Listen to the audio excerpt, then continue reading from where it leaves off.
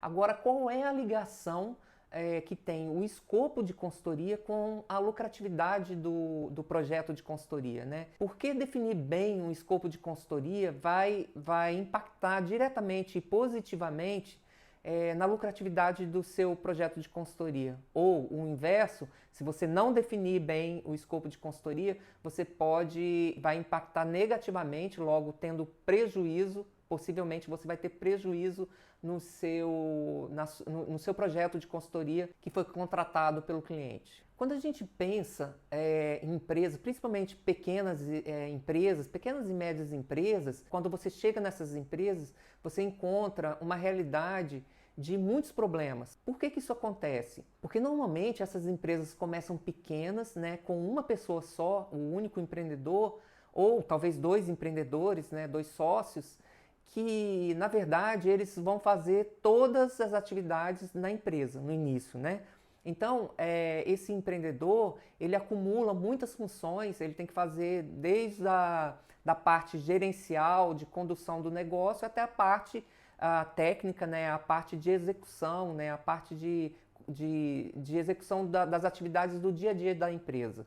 Então, quando começa assim, o empreendedor fazendo tudo sozinho, normalmente ele não consegue ter tempo e condições de fazer controles, né, de ter controles eficientes, controles bem definidos, ainda porque isso não é uma preocupação dele. Ele acha o seguinte: sou eu que executo, sou eu que controlo, sou eu que faço todas as coisas, sou eu que gerencio, então não tem necessidade eu fazer controles muito complexos ou muitos controles, porque na verdade eu tenho na minha cabeça, eu sei exatamente o que a empresa está faturando, eu sei quanto que ela recebe no final do mês, eu sei quanto que ela gasta, então tudo está na minha cabeça e eu não vejo necessidade de criar muitos controles para então não engessar o negócio, né?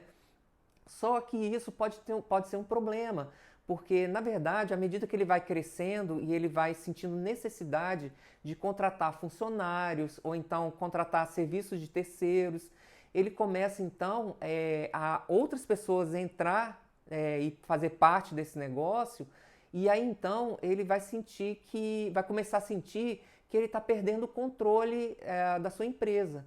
E se você não tem definido processos muito claros dentro da empresa, então esse empreendedor ele começa a sentir que a empresa dele está ficando uma bagunça, que ele não tem mais controle de nada, que ele não sabe do que está acontecendo, porque agora, diferente do início, né, quando era só ele, agora ele tem muitas pessoas envolvidas, muitas pessoas fazendo muitas atividades que ele não consegue controlar mais, porque ele não tem os controles definidos que pudesse trazer informação adequada para ele. E aí é nessa situação que ele sente a casa bagunçada, né?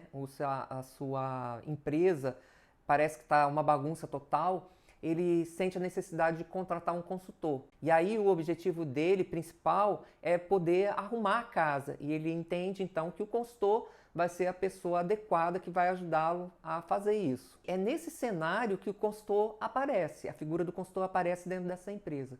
E quando o consultor percebe, né, que a empresa está nessa situação, né, de bagunça total, vamos colocar assim, né, talvez nem tanto na prática, né, na realidade, mas é assim que o empreendedor ele está vendo o negócio dele, né, ele está sentindo e percebendo o negócio dele como uma bagunça total, e aí então o consultor vê essa realidade, ele é muito tentado então, o consultor, a tentar resolver todos os problemas do cliente de uma vez só. Afinal, o que o cliente está falando é que a casa está bagunçada e que precisa ser arrumada.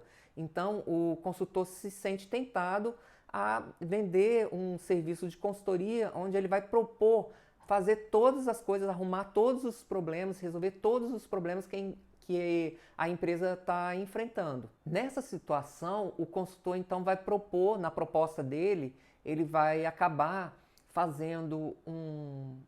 propondo, né, para o cliente um serviço de consultoria com um escopo muito abrangente, né, porque ele está tentando ali resolver tudo de uma vez só. Então o escopo vai ser muito abrangente, né? A abrangência do trabalho dele vai ser muito ampla. Só que quando o cliente olhar para aquela proposta, e ver aquele escopo gigante, né, muito abrangente e, consequentemente, um valor, né, um preço que o consultor vai ter que cobrar vai ser muito alto, porque ele está propondo resolver toda a situação, todos os problemas da empresa, quer dizer, há muito trabalho para ser feito, naturalmente o preço tende a ser muito alto. E aí o cliente já vai começar a sentir uma barreira, né? Criar uma barreira com o trabalho do consultor. Principalmente porque ele não vai ter a mesma visão que o consultor tem. Apesar do cliente olhar para o negócio dele e ver que a casa está bagunçada, a visão do consultor é diferente da visão do cliente. Então, certas coisas que o consultor vai dizer que é necessário ser feito, o cliente vai achar que é desnecessário, que não é preciso fazer exatamente tudo aquilo que o consultor está falando. Então, naturalmente, e principalmente se você não tem um relacionamento já de longo prazo com esse cliente, se é a primeira vez que você está apresentando uma proposta de trabalho para esse cliente, você ainda não construiu uma relação de parceria com esse cliente, a tendência é já gerar uma certa barreira com o seu trabalho por parte do cliente. E aí, o que o consultor tende a fazer é reduzir, enxugar um pouco mais o escopo da sua proposta para que o cliente esteja mais aberto para aceitar, né, essa proposta. E aí, então, fechar o trabalho de consultoria. Só que à medida que ele enxuga, né, esse escopo, ele não enxuga o objetivo final, né, do trabalho de consultoria. Ou seja, ele ainda mantém aquele objetivo final de consultoria, que ele vai arrumar toda a casa, né, resolver todos os problemas do cliente, mas executando menos atividades, com escopo um pouco mais enxuto. Só que isso, na prática e na realidade, vai se tornar prejuízo para o consultor. Imagina, ele vai entrar nesse projeto de consultoria. Se você pensar que se o cliente aceitar essa proposta de consultoria e fechar o trabalho com o consultor então vai entrar nessa consultoria, né, nesse trabalho, tendo que fazer muitas coisas, mesmo não estando ali no escopo, porque ele prometeu um objetivo final, né, chegar a um resultado final muito abrangente. E aí o que vai acontecer? Ele vai gastar mais tempo fazendo o trabalho de consultoria, né? O consultor vai gastar mais tempo fazendo o trabalho de consultoria do que ele havia planejado. Logo, ele vai sair no prejuízo, porque ele não vai conseguir cobrar por esse tempo adicional que ele está tendo que fazer para executar aquele trabalho. Porque não foi isso que foi tratado com o cliente lá no início, quando ele fez a proposta de consultoria para esse cliente. Qual é o problema que aconteceu nesse exemplo que eu estou dando? Aconteceu que o consultor não foi fiel ao escopo que ele definiu, né? Ele ultrapassou os limites de abrangência do seu trabalho, né? Ultrapassou os limites do escopo que ele havia definido e fechado com o cliente. Vocês estão percebendo que isso está impactando diretamente e de forma negativa na lucratividade do projeto, né, de consultoria. Ele acaba tendo prejuízo porque ele está gastando mais tempo para executar aquele trabalho do que ele havia pensado e cobrado para executar.